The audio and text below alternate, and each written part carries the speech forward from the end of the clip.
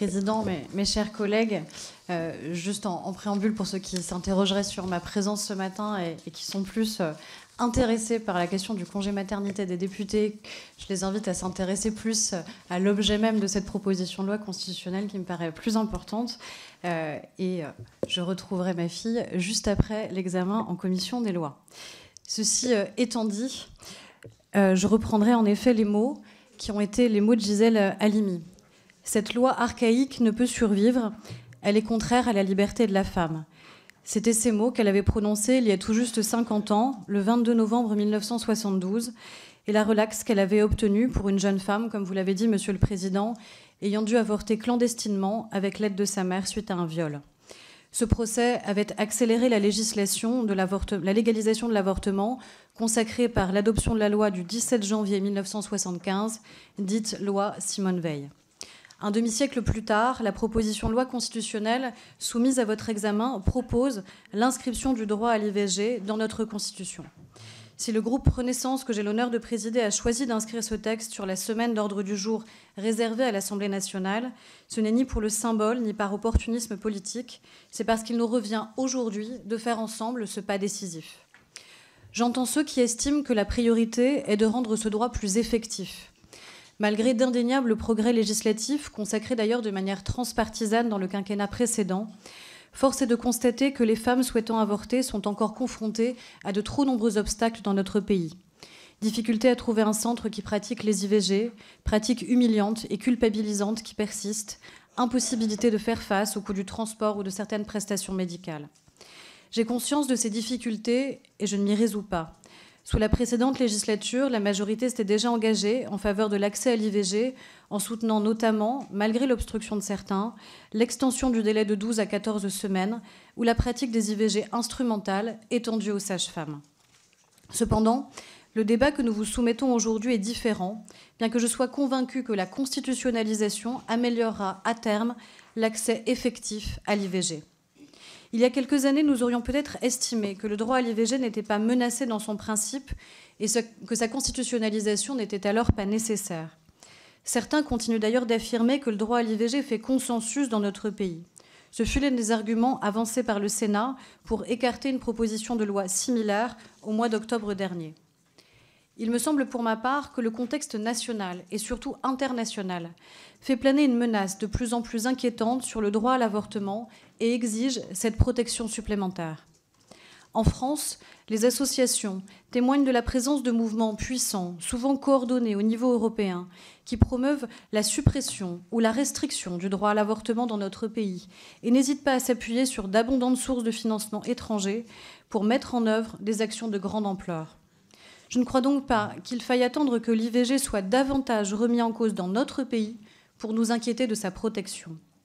Les associations de protection du droit à l'avortement, dont je salue l'engagement, nous demandent d'agir, sinon il pourrait être trop tard. Dans de nombreux pays occidentaux, le droit à l'avortement recule. Aux États-Unis et en Pologne, c'est sa légalité même qui est remise en question. 7 États américains l'interdisent désormais complètement. Et en Pologne, 90% des IVG légales sont devenues interdites à la suite d'une décision du tribunal constitutionnel. Certains estiment que le débat américain ne doit pas être importé en France car il s'agirait d'un conflit de compétences entre l'État fédéral et les États fédérés, étrangers à notre tradition décentralisée. Mais ce que la Cour suprême a fait, sous l'influence de requérants pro-life, c'est utiliser l'arme du droit pour mettre à mal un droit fondamental. Aucun pays n'est protégé contre ce type de manipulation. Dans d'autres pays, les reculs sont d'ailleurs plus pernicieux. Rétablissement du consentement des parents pour les mineurs au Portugal. Obligation de démontrer l'existence d'un viol et de porter plainte au Brésil. Obligation d'être confronté aux fonctions vitales du fœtus en Hongrie. C'est contre l'ensemble de ces régressions que nous voulons lutter aujourd'hui. 3 principaux reproches sont faits à notre initiative. D'abord, le droit à l'IVG serait suffisamment protégé par la loi et la jurisprudence du Conseil constitutionnel. Dès lors, la constitutionnalisation n'apporterait pas de protection supplémentaire et la Constitution ne serait pas le texte adéquat dans lequel inscrire de nouveaux droits fondamentaux. Malheureusement, l'IVG ne bénéficie pas dans notre droit d'une protection aussi élevée que certains le pensent. Les juristes s'accordent pour dire qu'il est très difficile d'anticiper la réaction qu'aurait le juge constitutionnel face à un texte qui restreindrait demain le droit à l'avortement, car le Conseil constitutionnel n'a jamais donné à l'IVG le rang de principe constitutionnel. Il rappelle depuis 1975 qu'il ne dispose pas en la matière d'un pouvoir d'appréciation de même nature que celui du législateur.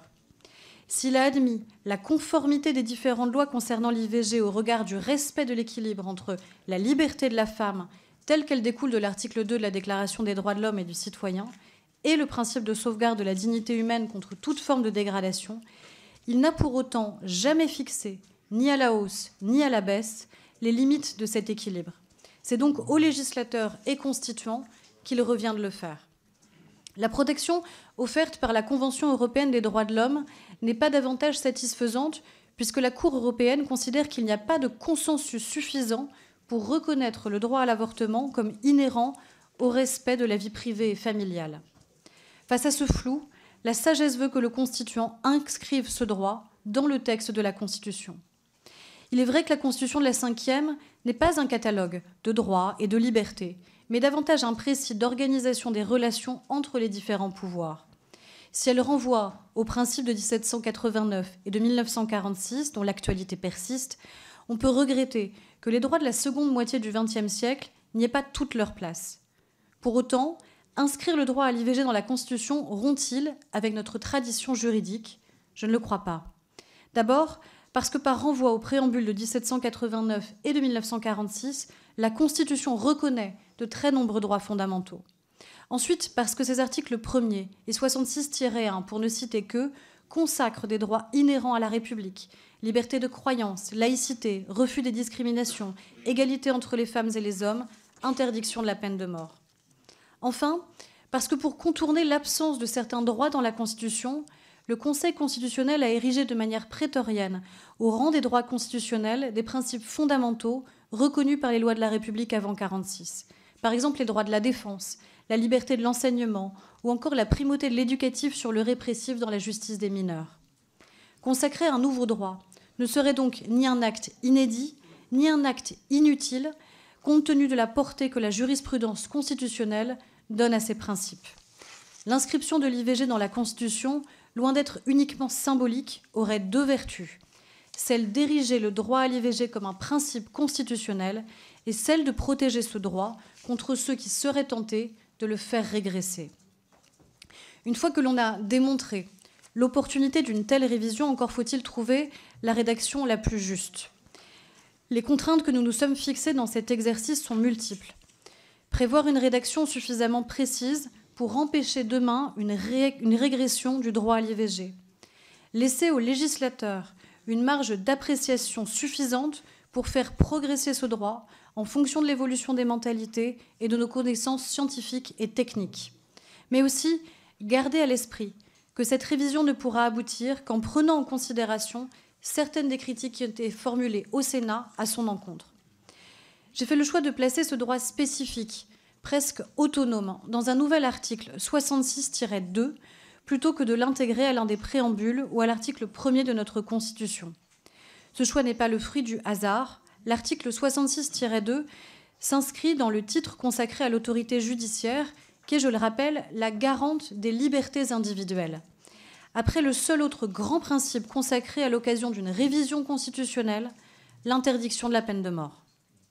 En ce qui concerne la formulation, j'ai retenu la rédaction suivante. Nul ne peut être privé du droit à l'interruption volontaire de grossesse, que je vous proposerai de faire évoluer en nulle femme ne peut être privée du droit à l'IVG, pour lever toute ambiguïté sur la possibilité qu'un tiers puisse imposer un avortement à une femme, qui est d'ailleurs la recommandation que nous avons eue en audition par le Conseil national des barreaux. Cette rédaction est concise et centrée sur la femme et non, comme d'autres rédactions sur lesquelles nous aurons l'occasion de débattre, notamment ce matin, sur ceux qui voudraient faire obstacle à l'exercice de ce droit, même si le délit d'entrave est un dispositif essentiel de la protection du droit à l'IVG.